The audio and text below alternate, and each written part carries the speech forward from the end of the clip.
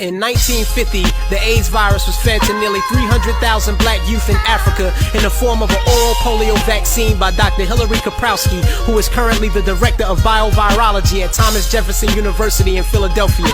Today, a child dies every minute of HIV/AIDS in sub-Saharan Africa. In the U.S., African Americans represent 49% of all new AIDS cases. The globe holders, population controllers, the AIDS makers, dark nation depopulators, the Contra trainers, American Nazi bankers, the Tower bombers, right-wing Al-Qaeda sponsors, Hitler's accomplice, 9/11 mission accomplished. Free your conscience. In ghettos they kill the prophets, the juggernauts, the alphabet cops, the CIA, FBI, the coca crops, imported to local blocks. The 5 years for the black to the month that the cracker got. A powder pot compared to a gram of rock. Got blacks at 50% of the prison pop. The whacking huts, the correction corporations, the International Planned Parenthood Federation, the forced abortion, forced sterilizations, the sons of Satan, Operation Depopulation.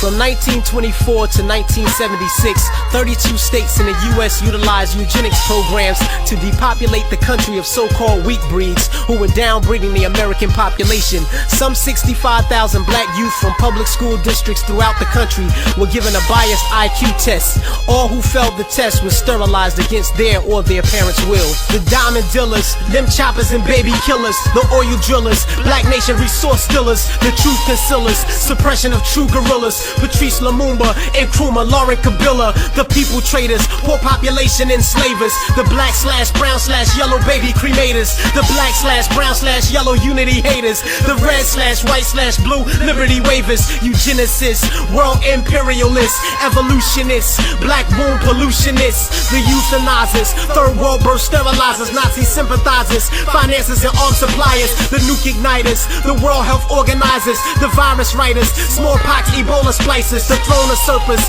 the worst death deservers, the devil worship, more power for every murder.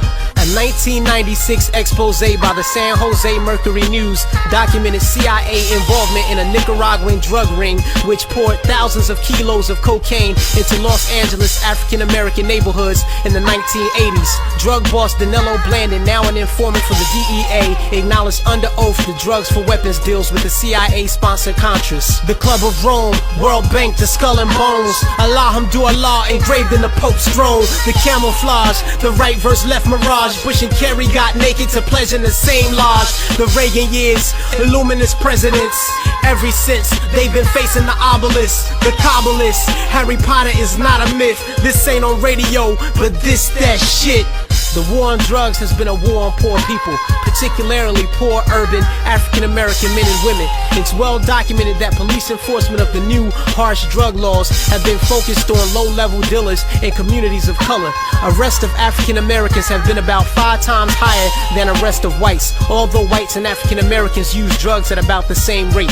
African-Americans have been imprisoned in numbers even more disproportionate than their relative arrest rates. It is estimated that in 1994, on any given day, 1 out of every 128 U.S. adults was incarcerated, while 1 out of every 17 African-American adult males was incarcerated. The differential in sentencing for powder and crack cocaine is one glaring example of institutionalized racism. About 90% of crack arrests are of African-Americans, while 75% of powder cocaine arrests are of whites. Under federal law, it takes only 5 grams of crack cocaine to trigger a 5-year mandatory minimum sentence, but it takes 500 grams of powder cocaine, 100 times as much, to trigger the same sentence for a white boy.